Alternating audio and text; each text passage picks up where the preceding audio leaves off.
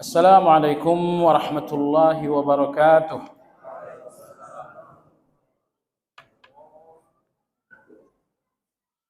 Alhamdulillah hamdan katsiran tayyiban mubarakan fihi kama yuhibbu rabbuna tabaraka wa ta'ala wa yardah.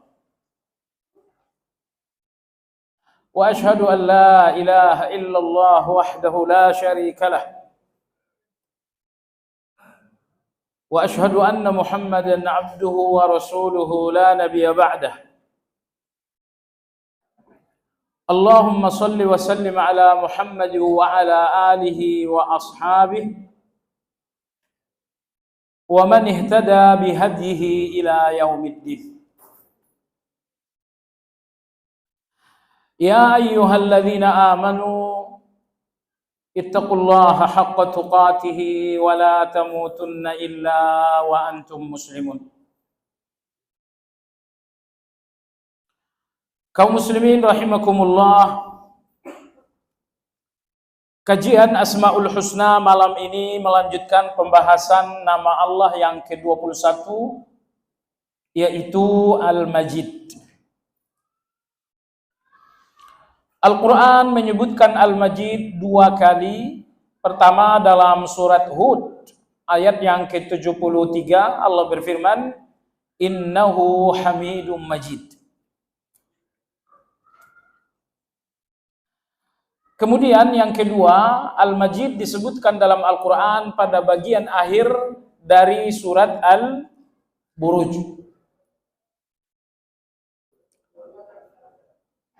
Iya, melanjutkan. Majid artinya adalah maha mulia atau maha agung. Maha mulia dalam tiga pengertian. Jadi mulia dalam Majid adalah mulia dengan tiga hal. Kalau tiga hal ini tidak terhimpun, maka tidak ada kemuliaan yang bernama kemuliaan Al-Majid. Yang pertama jamaah sekalian, Asy-Syarifu Zatuhu, yang maha sempurna zatnya. Karena zat Allah tidak bergantung kepada semua zat. Lam yalid wa lam yulad. Allah tidak beranak dan tidak diperanakkan. Zat Allah tidak bergantung pada udara, karena Allah As-Samad, tidak berrongga. Zat Allah tidak bergantung pada makanan, karena Allah As-Samad, tidak berrongga. Jadi maha sempurna zat Allah. Nomor dua, Al-Jamilu Sifatuhu, yang maha indah segala sifat-sifatnya. Sehingga tidak ada satupun keburukan di dalam sifat Allah. Pemberiannya sangat indah, kasih sayangnya sangat indah, kekuasaannya sangat indah, kekuatannya sangat indah. Yang maha indah sifat-sifatnya. Nomor tiga, wal jazilu ata'uhu, yang maha tidak terhitung pemberian-pemberiannya. Nah, gabungan tiga hal inilah yang dinamakan Majid. Zatnya sempurna, seluruh sifatnya adalah indah, dan pemberiannya tiada terhitung sama sekali. Gabungan tiga hal ini dinamakan dengan Al-Majid. Sebagian ulama kita mengatakan Al-Majid itu gabungan dari indahnya zat dan indahnya perbuatan. Jadi zatnya sangat indah, perbuatan-perbuatan dan sifatnya pun sangat indah. Gabungan indahnya zat dan indahnya perbuatan dan sifat dinamakan dengan Al-Majid. Jamaah sekalian, pertemuan terakhir kita membahas bagaimana jalan yang ditempuh seorang hamba untuk memajidkan Allah. Saya ingin memuliakan dan mengagungkan Allah sesuai dengan makna Al-Majid, Maha Agung dan Maha Mulia. Pertanyaannya adalah, bagaimana seorang hamba memajidkan atau memuliakan atau mengagungkan Allah Azza wa Jalla? Yang pertama, jamaah sekalian, agungkan segala perintah dan larangan Allah. Antara Anda dengan Allah ada akad. Akad itu bernama keimanan. La ilaha illallah. Setelah Anda memberikan akad kepada Allah, yaitu syahadat, yaitu iman, asyhadu an la ilaha illallah, seiring dengan akad antara hamba dengan Allah ini, maka hilanglah kebebasan Anda di depan Allah. Kebebasan Anda sudah tidak ada lagi di depan Allah begitu Anda telah berakad la ilaha illallah. Dan sepenuhnya Anda terikat dengan perintah dan larangan Allah Azza wa Jalla. Allah mengatakan lakukanlah salat, jadi Anda nggak bebas lagi.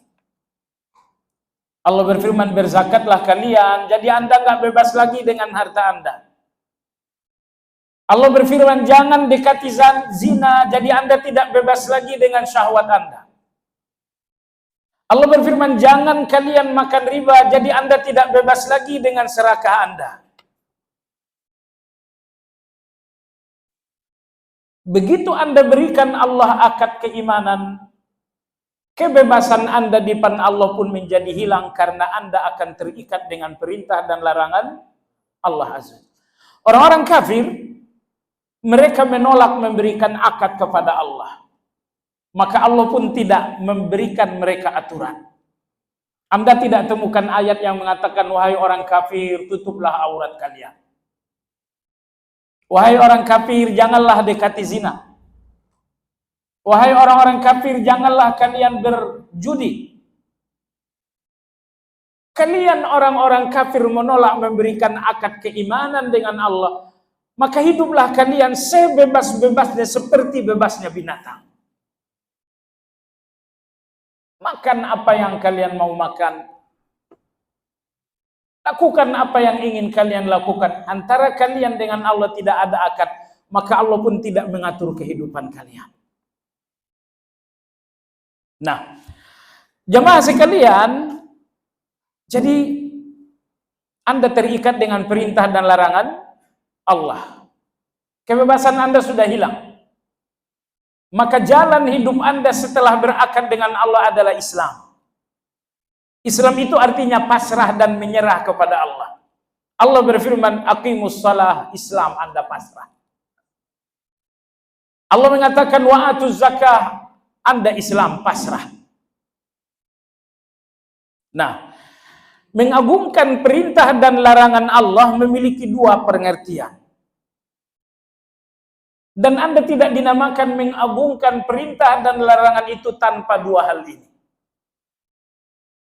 Yang pertama jamaah sekalian, la tu'aridu bitarkhis wala bilghulu, nomor dua.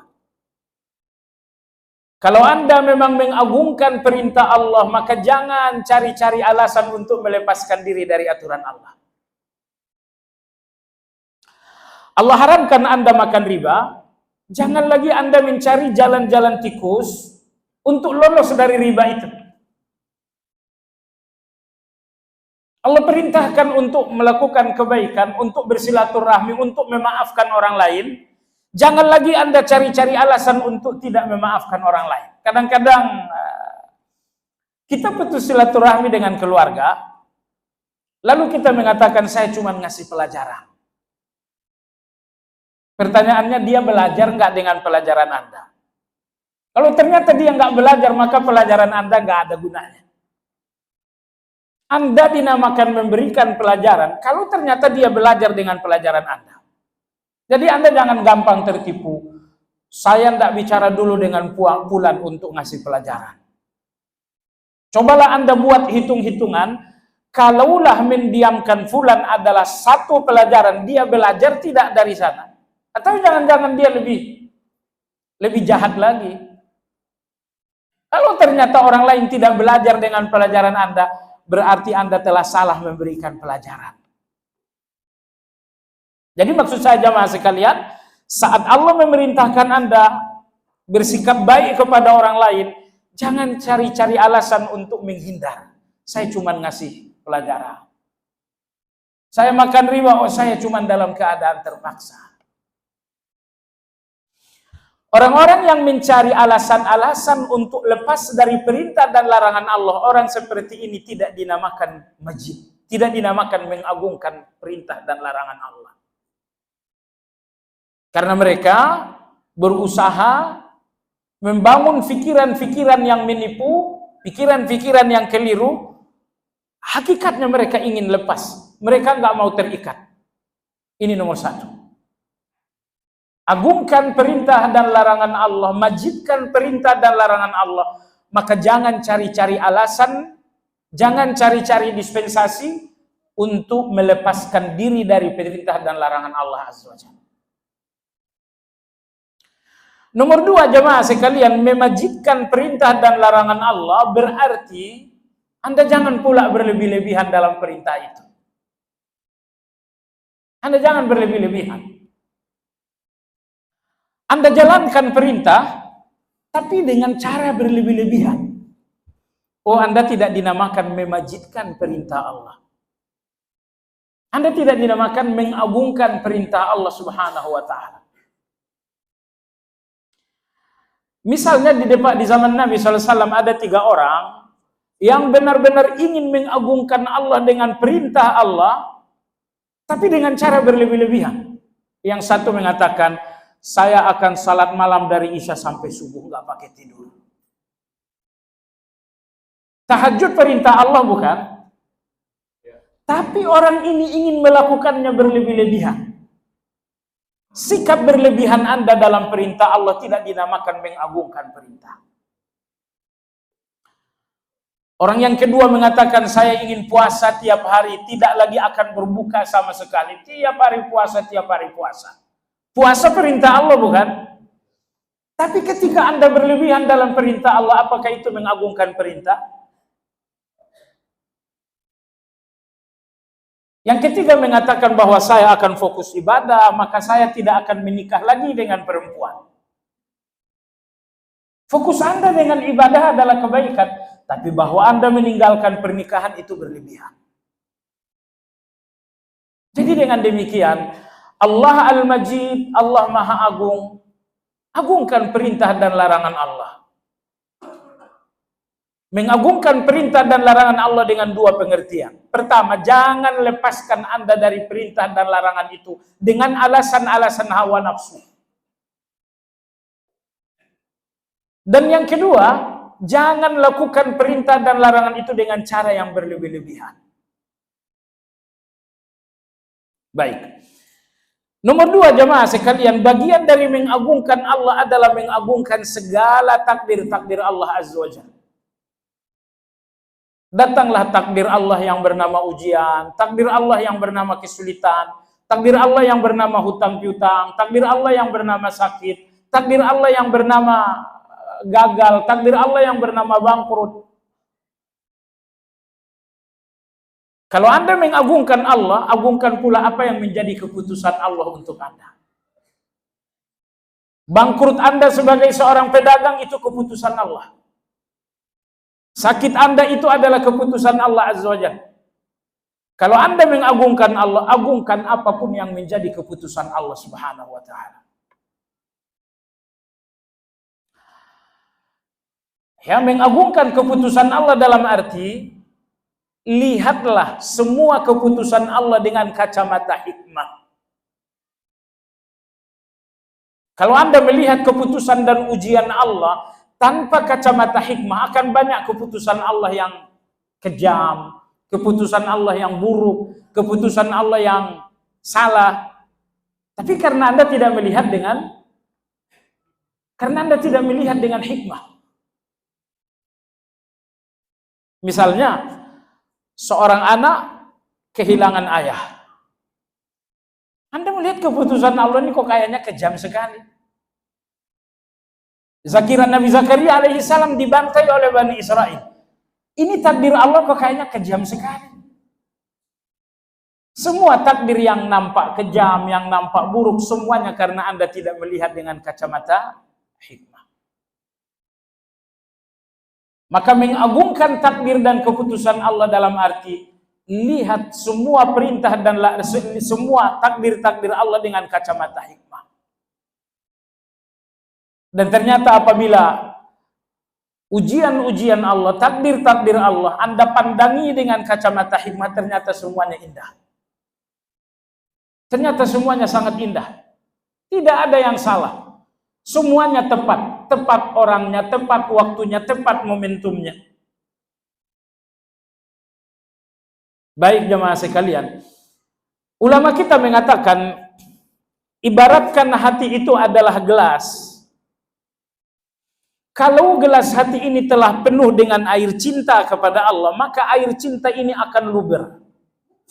Dia akan mengalir kepada sekitaran sekeliling gelas. Paham maksudnya? Ini gelas, anggaplah gelas ini adalah hati Anda. Nah, kalau gelas hati ini telah penuh dengan air cinta, tentu air ini akan menetes kepada bagian-bagian sekitarnya. Menetes kanan kiri semuanya. Sehingga semua yang ada hubungannya dengan gelas ini akan terbasahi dengan air cinta tadi. Begitulah hati orang-orang yang beriman. Hati itu penuh dengan cinta kepada Allah Azza wa Jalla. Karena hati itu penuh dengan air cinta, maka tetesan air cinta ini mengenai semua yang ada hubungannya dengan Allah. Datang hujan, mereka mengatakan, Masya Allah, ini dari Allah. Mereka cinta. Datang musim kemarau, mereka mengatakan, ini dari Allah. Mereka cinta. Mereka mencintai Allah, sehingga mereka pun mencintai semua yang datang dari Allah Azza wa Jalla. Orang-orang yang mencintai Allah jamaah sekalian tidak melihat kebaikan kecuali yang datang dari Allah. Semua yang datang dari Allah adalah kebaikan. Hujan atau panas, ada uang atau tidak ada uang, lapar atau dahaga, kalau ini dari Allah berarti ini adalah kebaikan. Jamaah sekalian yang saya hormati, bagian dari memajidkan Allah Subhanahu wa taala adalah bagaimana Anda mengagungkan Allah berikutnya? Berikutnya jamaah sekalian, la tara haqqaka 'ala Allah. Jangan sampai menempatkan hak Anda di atas hak Allah Subhanahu wa taala. Kadang-kadang dalam satu keadaan hak Anda dan hak Allah tumpang tindih. Hak Anda dan hak Allah adalah tumpang tindih. Nah, ketika hak Anda dan hak Allah tumpang tindih, jangan jadikan hak Anda lebih tinggi. Saya ambil contoh. Ketika Anda bersedekah, sedekah ini dari aspek ibadah adalah hak Allah. Tetapi dengan sedekah uang Anda bertambah, sakit Anda sakit Anda menjadi sehat, ini namanya hak Anda. Hak Allah dalam sedekahnya adalah ibadahnya, hak Anda dalam sedekahnya adalah bertambahnya harta. Nah, sekarang ketika Anda bersedekah, apakah tujuan pertama Anda adalah ibadahnya dan itu adalah hak Allah? Atau tujuan pertama Anda adalah uang Anda bertambah banyak, itu adalah hak diri Anda. Dari hak Allah dan hak Anda tumpang tindih dalam hal ini, lantas mana yang menjadi tujuan Anda? Anda tidak dinamakan memajidkan dan mengagungkan Allah apabila ternyata hak Anda lah yang jadi tujuan, hak Anda lah yang nomor satu, sementara hak Allah nomor dua.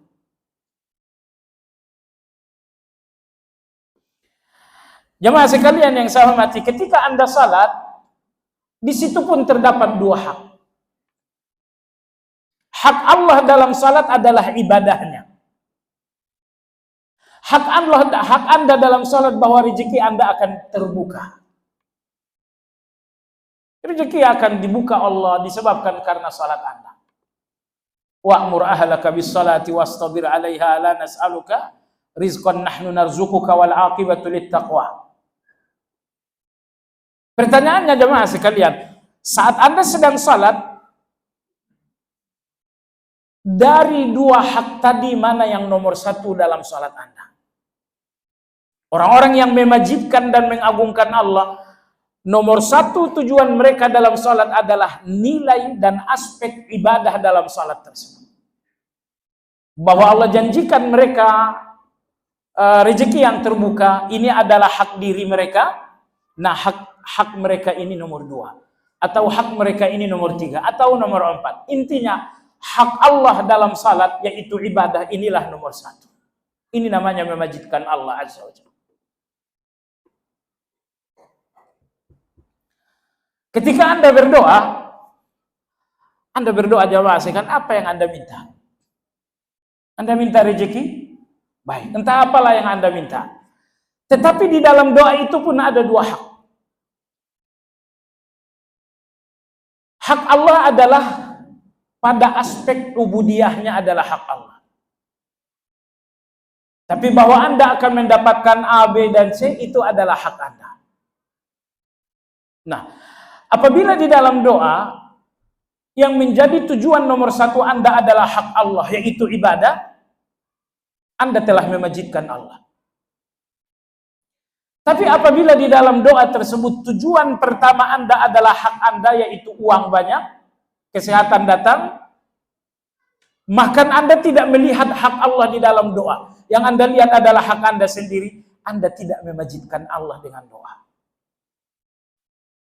Nah, ini hati-hati jamaah sekalian.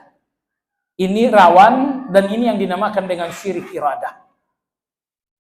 Para sahabat ridwanullahi alaihim ketika terjadi perang Uhud, di depan mereka ada dua hak. Pertama, hak Allah, yaitu nilai ubudiyah dalam jihad. Dan yang kedua, hak mereka, bahwa mereka mendapatkan ghanimah.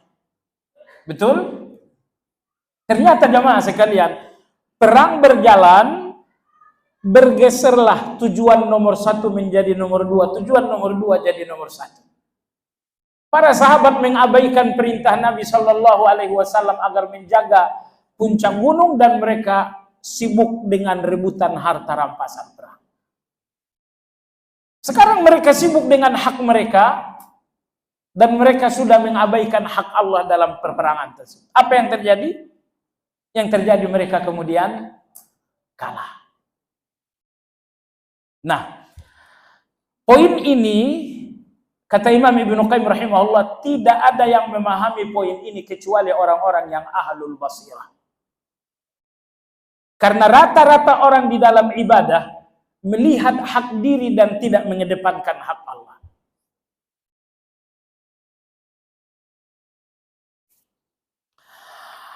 Baik jemaah sekalian, berikutnya jemaah sekalian, di antara cara memajidkan Allah Azza wa Jalla, cara memajidkan Allah berikutnya adalah la ta'man min makrihi. Jangan merasa aman dengan makar Allah. Anda hari ini telah berhijrah, yang tadinya Anda penuh dengan lumpur syirik, sekarang Anda bersih dengan tauhid. Tadinya Anda tersesat dengan bid'ah, sekarang Anda berjalan lurus di atas sunnah. Sebaik apapun keadaan perjalanan hijrah Anda nggak boleh merasa aman. Anda nggak boleh merasa aman. Allah Tabaraka wa Ta'ala bisa saja membolak-balik hati ini. Hati yang saat ini cinta dengan Allah, besok menjadi benci dengan Allah. Hati yang hari ini semangat ibadah, besok menjadi malas beribadah. Fala ya'manu makrallahi illa al-qaumul khasir. Tidak ada orang yang merasa aman dengan makar Allah kecuali orang yang akan rugi. Ini ayat ini ancaman. Semua orang yang merasa aman dari makar Allah, mereka akan berujung pada kerugian. Apa yang dimaksud dengan makar Allah Azza wa Jalla? Berubahnya keadaan. Sekarang ini ada baik, tiba-tiba berubah menjadi buruk. Ini adalah makar. Kadang-kadang kita nggak melihat lagi keadaan buruk di depan kita karena hari ini kita baik. Inilah makar itu. Anda melihat keadaan baik Anda, sehingga Anda tidak melihat di depan Anda ada satu kemungkinan terhadap keadaan. Jamaah sekalian, su'ul khatimah Anda satu kemungkinan atau tidak? Satu kemungkinan atau tidak? Iya. Jadi kalau sampai Anda sangat menikmati keadaan baik sekarang, sehingga Anda lupa bahwa su'ul khatimah adalah satu kemungkinan bagi Anda, ini yang dinamakan merasa aman. Jadi, betapapun Anda berada di dalam kebaikan, tapi jangan lupa bahwa keburukan di depan Anda tetap satu kemungkinan. Makanya, kita tidak benar-benar aman kecuali kaki Anda telah sampai di surga. Imam Ahmad rahimahullah pernah ditanya, "Mata yajidul mu'minu ta'amar rahah?" Wahai Imam, kapan kita istirahat? Kata Imam Ahmad, "Inda awwali qadamin fil jannah." Kita akan istirahat ketika kaki Anda telah menginjak surga. Sebelum kaki menginjak surga, kita nggak istirahat. Hati kita penuh was-was, pikiran kita penuh dengan ketakutan. Baik jemaah sekalian yang saya hormati. Jadi, jangan merasa aman dengan makar Allah Subhanahu wa taala. Betapapun Anda sangat baik, namun keburukan di depan Anda tetap satu kemungkinan.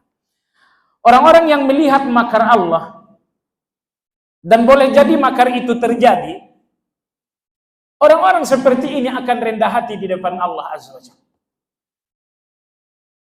Tapi orang-orang yang tidak melihat makar Allah, orang-orang seperti ini akan ujub di depan Allah Azza wa Jalla. Akan ujub di depan Allah. Salat Anda, puasa Anda, zakat Anda, tilawah, zikir pagi Anda, ini semuanya akan menjadi tumpukan-tumpukan ujub di depan Allah apabila Anda tidak sadar bahwa di depan Anda kemungkinan saja terjadi keadaan buruk. Tapi jemaah sekalian, kalau setiap kita sadar di depan kita ada kemungkinan buruk, bisa saja nanti su'ul khatimah, bisa saja nanti hati berubah. Kalau Anda melihat makar Allah ini benar-benar nyata dan Anda takut dengan makar tersebut, saya katakan, semakin Anda takut dengan makar Allah, semakin ujub Anda dengan amal Anda hilang. Dan saya lihat begini jemaah sekalian, orang-orang yang berhijrah, dan kitalah orang-orang yang berhijrah. Hijrah ini sampai mati nggak boleh berhenti. Kemarin kita hijrah dari riba kepada makanan yang halal. Kita berhijrah lagi dari sunnah dari bid'ah kepada sunnah. Kita berhijrah lagi dari syirik kepada tauhid. Karena setiap hari Anda harus berubah dari buruk menjadi baik, berarti perjalanan hijrah Anda harus berlangsung setiap hari. Setiap hari harus ada hijrah-hijrah yang baru. Kemarin salat malam saya 1 rakaat. Malam ini saya hijrah. Dari 1 rakaat menjadi 3 rakaat. Jadi hijrah meninggalkan keburukan menuju kebaikan, atau meninggalkan kebaikan yang kecil menuju kebaikan yang lebih besar, Anda nggak boleh berhenti berhijrah. Karena setiap hari kebaikan ini harus bertambah, dan bertambah. Nah, cuman ada saja orang-orang, bahkan banyak sekali orang-orang yang tertipu dalam perjalanan hijrah. Jemaah sekalian, dulu di waktu kita sedang jahat, mayoritas dosa kita adalah dosa-dosa yang nyata. Main musik, main gaple, dan lain-lain. Sebelum hijrah, dosa kita adalah dosa-dosa yang nyata. Setelah kita berhijrah, dosa kita adalah dosa-dosa hati. Salah satu dosa hati setelah hijrah adalah ujub. Ujub. Itu orang awam. Belum ngerti sholat jamaah, orang awam. Dari cara bicaranya ketahuan hatinya ujub. Jamaah sekalian yang saya hormati, Kita sih alhamdulillah sudah nggak ninggalin sholat malam. Ujub, hati-hati. Orang-orang yang telah menempuh perjalanan hijrah, saya lihat sangat rentan sekali dengan dosa ujub. Dan kalau Anda sudah jatuh kepada dosa ujub, saya nggak tahu kebaikan Anda yang mana. Karena kebaikan Anda akan terbakar dengan ujub. Sholat malam terbakar karena ujub. Zikir pagi sore terbakar karena ujub. Maka saya katakan sekali lagi jamaah sekalian, kalau dulu sebelum hijrah dosa kita adalah dosa-dosa yang nyata, dan setelah berhijrah ini pindahlah kita kepada dosa model berikutnya, yaitu dosa-dosa hati, terkhusus adalah dosa-dosa ujub. Hati-hati dengan ujub ini. Maka pertanyaan untuk Anda jamaah sekalian, di depan Allah harapan Anda ada dua. Nggak ada yang ketiga, dua saja. Ketika Anda berbuat baik, Anda berharap pahala. Dan ketika Anda berdosa, Anda berharap ampunan. Pertanyaan, Anda lebih mengharapkan ampunan atau Anda lebih mengharapkan pahala?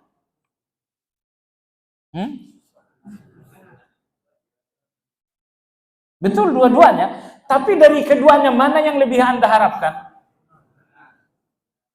Orang-orang yang memandangi diri dan melihat kebaikan mereka mengatakan, saya berharap kebaikan.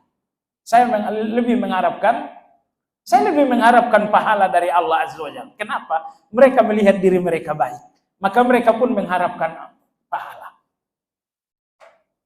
Adapun orang-orang sebelah ini, mereka enggak. Saya lebih berharap ampunan Allah. Karena apabila Allah mengampuni, Allah memberikan pahala. Ini salat saya ini akan jadi pahala kalau Allah mengampuni segala kekurangan-kekurangan. Anda salat maghrib tadi, Anda awali dengan takbiratul ihram dan selesai dengan salam. Apakah yang Anda harapkan dari salat ini adalah pahala atau ampunan? Yang paling kita harapkan adalah ampunan, karena apabila Allah mengampuni, Allah memberikan pahala. Makanya begitu Anda salam, assalamualaikum, assalamualaikum, astagfirullah. Karena di dalam kebaikan, kita tetap saja salah. Apalagi dalam kesalahan. Anda tadi sholat maghrib, apakah benar sholat Anda dari awal sampai akhir? Kesalahan Anda dalam satu sholat itu banyak sekali. Dan la haula wala quwata illa billah, dengar baik-baik. Kesalahan Anda dalam ibadah adalah kesalahan kezaliman. Karena dua jenis orang yang salah.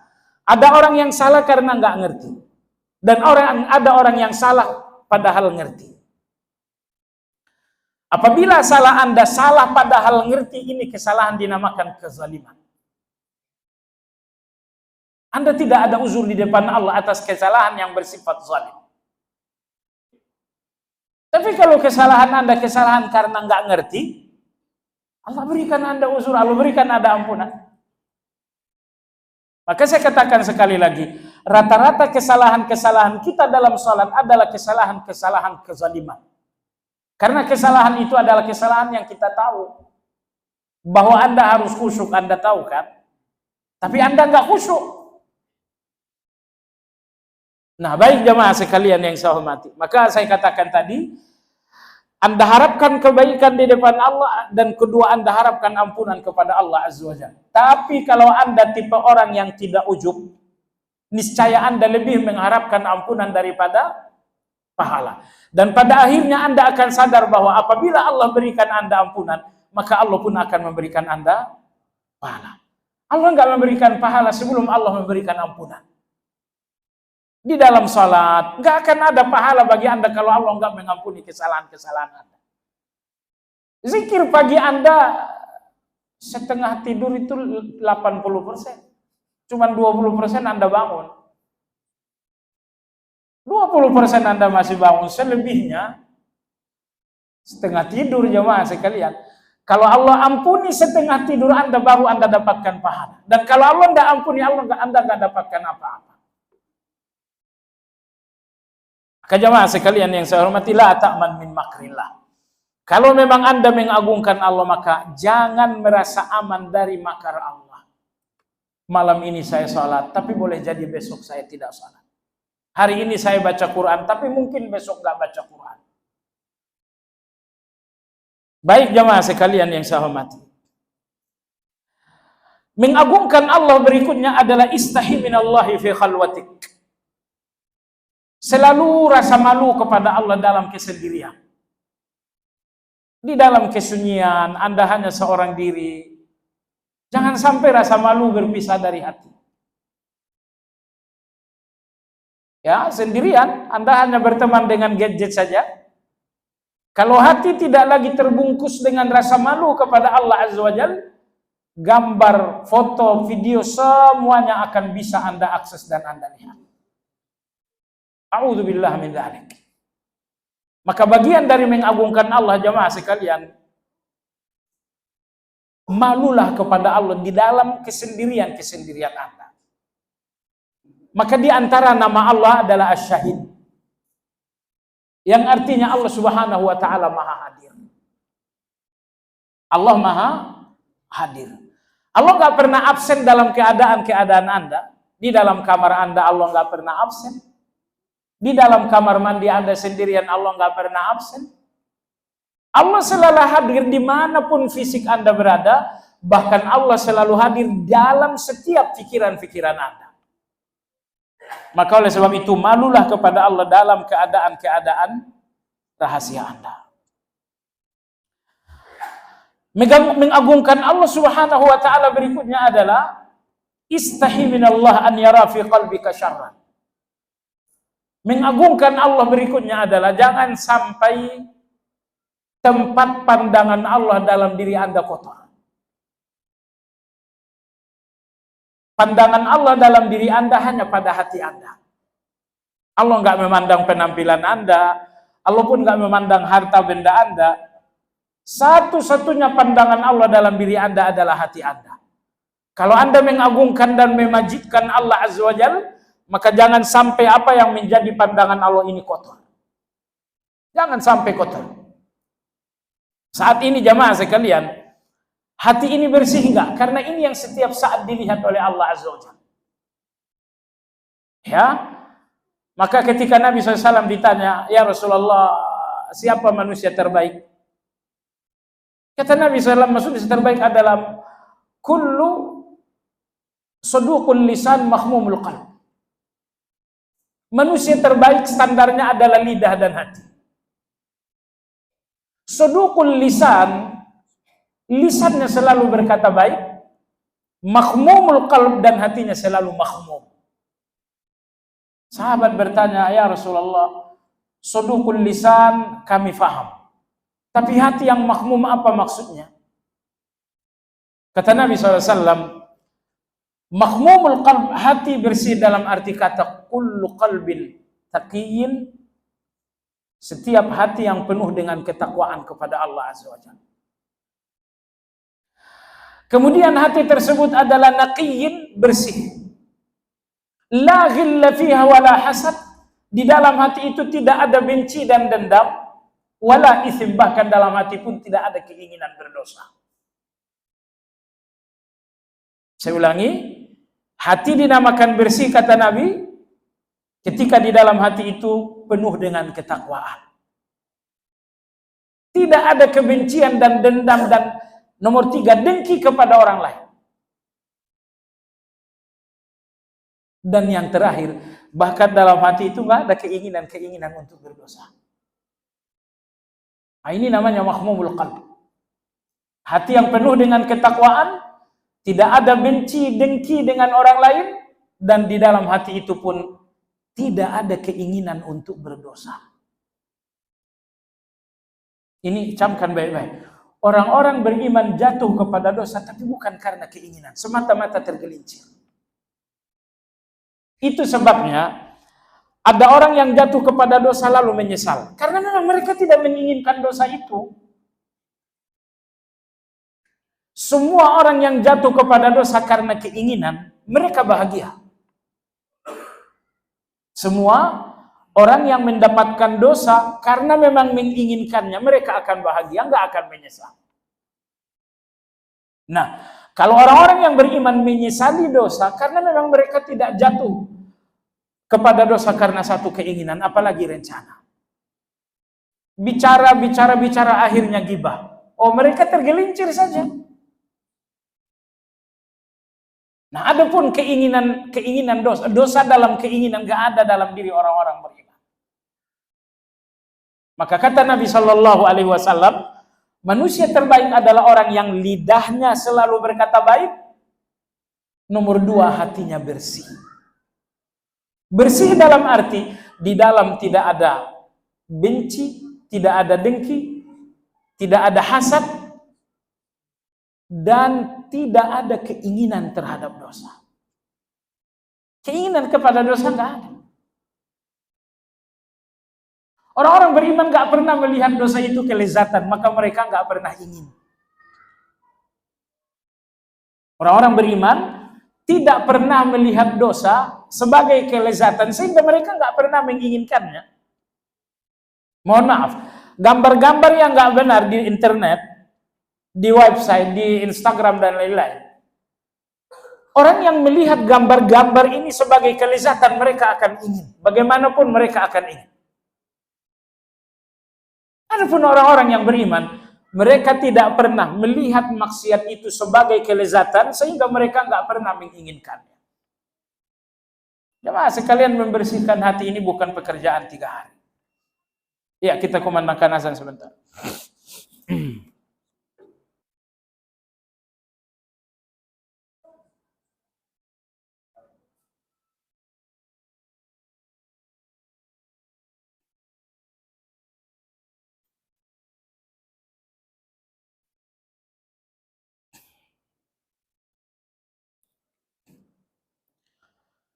Iya, jemaah sekalian,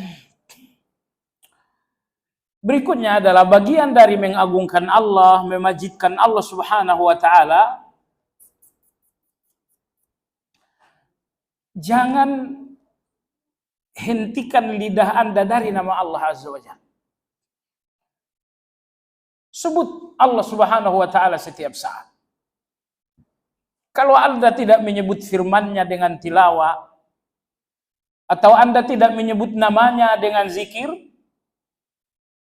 maka sebutlah Allah dengan pujian-pujian kepada orang. Sebutlah Allah dengan membicarakan hukum-hukumnya. Ini hukumnya haram, ini hukumnya halal. Hakikatnya Anda sedang membicarakan Allah Azza wa Jalla. Seorang Badui menjumpai Nabi SAW, beliau mengatakan, ya Rasulullah, inna syara'i al-Islam kathurat alayya. Saya ngerasa ajaran Islam ini banyak sekali. Dullani ala syai'in atashabbathu bihi. Ajarkan aku satu ajaran Islam yang akan kupegang dengan seerat-eratnya. Kata Nabi SAW, la yazalu lisanuka rataban bidzikrillah. Kalau begitu, pastikan bahwa lidahmu tidak pernah berhenti dari nama Allah Subhanahu wa taala. Zikirkan nama Allah subhanallah wa bihamdihi. Alhamdulillah, Allahu Akbar. Dan zikir teragung Anda ucapkan adalah keesaan Allah. La ilaha illallah. Dalam hadis yang diriwayatkan Ibnu Hibban dan Imam Hakim, Nabi Musa alaihi salam bertanya kepada Allah. Beliau mengatakan, ya Allah, alimni syai'an adzkuruka bihi. Ya Allah, ajarkan aku sesuatu untuk aku sebut-sebut. Berikan aku zikir untuk aku menyebut-nyebut dirimu. Kata Allah Subhanahu wa taala, ucapkan saja la ilaha illallah. Musa alaihi salam mengatakan, kullu ibadika yaquluna dzalik. Semua hambamu mengucapkan itu. Saya ingin yang spesial. Allah Subhanahu wa taala berfirman, wahai Musa, law anna as-samawati as-sab'a wa 'amirahunna ghairi fi wal aradina as-sab'a fi kiffah wa la ilaha illallah fi kiffah lamalat bihinna la ilaha illallah. Wahai Musa, seandainya 7 lapis langit dan semua penghuninya selain aku, ditambah lagi bumi 7 lapis dengan segala penghuninya, ini semuanya di satu daun. Dan la ilaha illallah di satu daun, niscaya la ilaha illallah masih lebih berat daripada itu semuanya. Jadi kalau dalam hadis lain, subhanallah wa bihamdi, subhanallah wa bihamdihi beratnya seperti lebih berat daripada emas sebesar gunung Uhud. Itu subhanallah wa bihamdi. Sementara la ilaha illallah berapa beratnya? Seandainya 7 lapis langit dengan segala penghuninya selain Allah, 7 lapis bumi dengan segala penghuninya, di satu daun timbangan la ilaha illallah di daun timbangan lain, niscaya la ilaha illallah akan tetap lebih berat.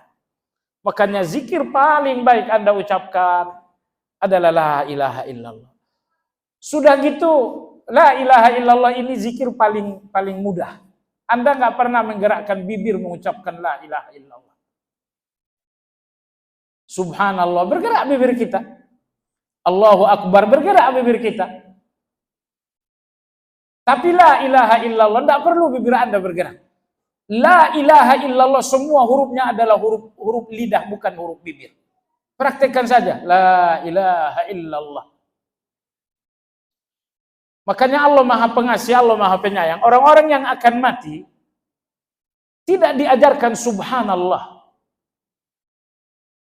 Karena orang yang mau mati ini tenaga tidak ada, menggerakkan bibir pun berat. Maka yang dibimbingkan kepada orang yang akan wafat adalah satu zikir yang tidak perlu menggerakkan tubuh kecuali hanya lisan saja. La ilaha illallah. Anda nggak perlu menggerakkan bibir Anda, jemaah sekalian. Iya kan? Subhanallah, di situ masih ada huruf bibir. Allahu Akbar, oh itu masih ada huruf bibir itu. Tapi la ilaha illallah itu semuanya adalah huruf lisan. Berikutnya jemaah sekalian, bagian dari memajidkan Allah Subhanahu wa taala adalah seakrab mungkin dengan kalamullah. Seakrab mungkin dengan firman-firman Allah. Maka perbanyaklah membaca Al-Quran. Nggak boleh sehari berlalu tanpa Anda membacakan Al-Quran. Dulu Anda punya alasan nggak bawa mushaf, sekarang di handphone Anda ada beberapa aplikasi mushaf. Ya, semakin Anda membacakan Al-Quran, Anda akan semakin merasakan dalam hati Anda ada keagungan Allah Azza wa Jalla. Baik jemaah sekalian yang saya hormati, begitulah tadi jalan-jalan dan cara-cara untuk mengagungkan Allah Subhanahu wa taala. Bagian akhir dari pembahasan Al-Majid adalah du'aul mas'alah. Bagaimana Anda berdoa dengan Al-Majid tetapi dengan doa permintaan.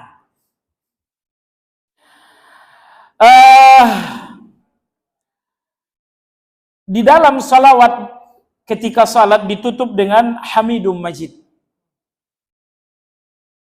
Ya kan? Di dalam salat, asyhadu an la ilaha illallah, asyhadu anna Muhammadar Rasulullah, Allahumma salli ala Muhammad, dan ditutup dengan Hamidum Majid. Kenapa demikian? Agar sesuai dengan ayat 73 dalam surat Hud. Ayat 73 dalam surat Hud, pembicaraan Allah tentang keluarga Nabi Ibrahim. Allah berfirman, rahmatullah wa barakatuhu alaikum ahlal bait, innahu hamidum majid. Rahmat dan keberkahan dari Allah tercurah untuk kalian wahai ahli bait Ibrahim. Innahu hamidum majid, sesungguhnya Allah Maha terpuji, Majid Maha Agung. Sudah? Jadi dalam ayat itu terdapat doa malaikat agar rahmat dan keberkahan tercurah kepada keluarga Ibrahim. Dan ditutup dengan Hamidum Majid. Nah, sekarang di dalam salawat, Nabi kita adalah keluarga Nabi Ibrahim alaihissalam. Nabi kita adalah cucu dari Nabi Ibrahim alaihissalam. Maka ketika Anda menyebutkan salah satu keluarga Nabi Ibrahim, yaitu Nabi kita salam, Allahumma salli ala Muhammad, Anda lanjutkan kama sallaita ala Ibrahim, lalu kemudian ditutup dengan innaka hamidum majid. Sehingga kalau dalam surat Hud, keluarga Ibrahim tersebut bersifat umum, ditutup dengan hamidum majid, maka di dalam salawat Ibrahimiyah, keluarga Ibrahim itu bersifat khusus dan ditutup lagi dengan hamidum majid. Nah, dan saya pikir kita sudah sampaikan pada pertemuan lalu, kalau ada yang bertanya, ada enggak Asmaul Husna yang khusus untuk permintaan-permintaan yang ajaib-ajaib? Misalnya saya ada satu keinginan, saya ingin rezeki yang tidak diduga-duga. Saya ingin rezeki yang tidak diduga-duga. Apa Asmaul Husna? Kalau saya meminta sesuatu yang tak terduga-duga, jawabannya Asmaul Husnanya adalah Hamidum Majid. Dalilnya ayat 73 dalam surat Hud. Karena ayat ini berbicara tentang Sarah radhiyallahu anha yang saat itu berusia nenek-nenek. Dan Nabi Ibrahim saat itu berusia kakek-kakek. Namun Allah memberikan sepasang kakek dan nenek ini anak. Jadi nenek melahirkan, menyusui. Itu terduga-duga enggak tuh? Oh, itu sudah di luar pikiran manusia. Nah, ketika rezeki yang berada di luar logika itu disampaikan kepada Sarah, ya sesungguhnya Sarah pun agak bertanya-tanya. Beliau mengatakan, a'alidu wa ana ajuz wa hadha ba'li syaykha inna hadha la syai'un ajib. Masa nenek model saya punya anak? Suami saya kakek renta punya mau gendong anak. Masa iya?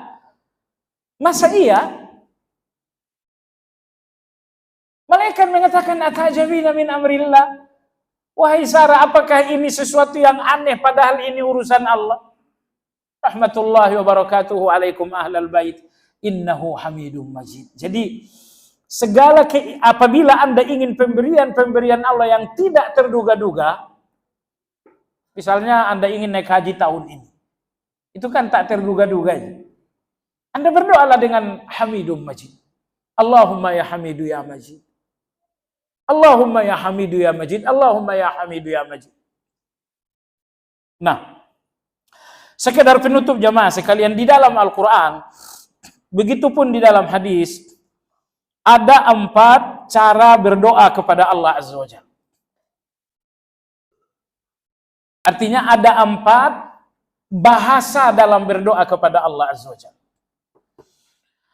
Kadang-kadang doa kepada Allah menggunakan bahasa yang tegas, bahasa yang jelas.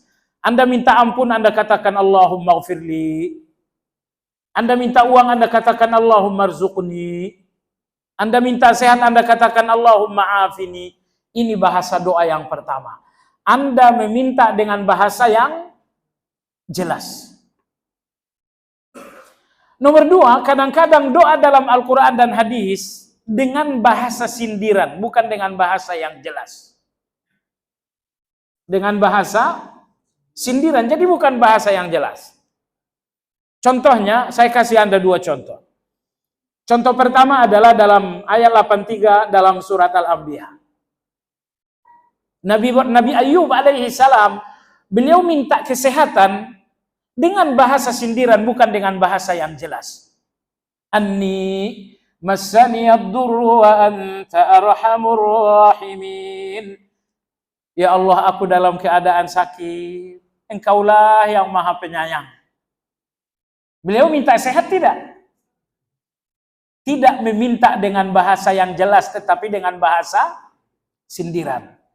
Wa ayyuba idh nada rabbahu anni massani ad-durru wa anta arhamur rahimin. Ya Allah, aku dalam keadaan sehat. Aku dalam keadaan sakit. Engkaulah ya Allah yang Maha Penyayang. Dia berdoa tapi dengan bahasa sindiran. Nabi Adam alaihi salam ketika telah diusir dari surga, beliau minta ampun, tapi lagi-lagi dengan bahasa sindiran. Tidak tegas Nabi Adam mengatakan Allahumma gfirli, Allahumma inni zalamtu nafsi zulman katsira wa la yaghfiru dzunuba illa anta faghfirli. Enggak. Nabi Adam alaihi salam meminta ampunan dengan bahasa sindiran. Nabi Adam mengatakan, Rabbana zalamna anfusana wa illam taghfir lana wa tarhamna lanakunanna minal khasirin. Ya Allah, kami memang jahat. Kalau tidak ada ampunan dan kasih sayang-Mu, kami akan rugi. Antum ngerasa nggak ada bahasa yang jelas? Nggak ada. Nah, kalau antum mencermati jamaah sekalian, kenapa Adam meminta ampun dengan bahasa sindiran, bukan dengan bahasa yang jelas? Jawabannya rasa malu. Rasa malu. Nabi Adam melihat dirinya kotor. Nabi Adam melihat dirinya berdosa. Allah sudah kasih perintah, Adam ini jangan didekati pohon. Ternyata Adam mendekati, dia makan. Maka ada rasa malu dalam hati. Rasa malu itulah yang membuat Nabi Adam tidak berdoa dengan bahasa yang jelas. Nabi Ayub alaihi salam tadi berdoa dengan bahasa sindiran, itu pun karena rasa malu juga. Karena dalam riwayat disebutkan, Nabi Ayub berdoa tadi setelah dia mendengarkan dua orang umat berbicara. Kedua umat mengatakan, kawan kita Ayub sakitnya kelamaan 18 tahun. Itu bukan sakit lagi. Menurut kamu apa? Menurut saya Ayub punya dosa di depan Allah. Ini bukan sakit lagi 18 tahun. Dia pasti ada dosa. Pembicaraan ini terdengar oleh Ayub dan dia malu kepada Allah. Orang-orang dahulu, apalagi para nabi, diberitahu kesalahan ngaku salah. Kalau kita dikasih tahu kesalahan membela diri. Beda sekali. Maka Nabi Ayub ketika mendengarkan dua orang ini berbicara, Nabi Adam tarik diri, ya Allah, memang mungkin saya ada salah. Ada rasa malu dalam diri Nabi Adam, maka dia akhirnya berdoa dengan bahasa sindiran. Baik, ini jenis bahasa doa yang kedua. Bahasa doa yang ketiga, cukup dengan memuji saja. Cukup memuji. Anda tidak meminta, enggak menyindir, tapi Anda memuji. Pujian Anda kepada Allah, bagi Allah adalah permintaan Anda. Misal, Anda dalam keadaan susah. Anda dalam keadaan susah.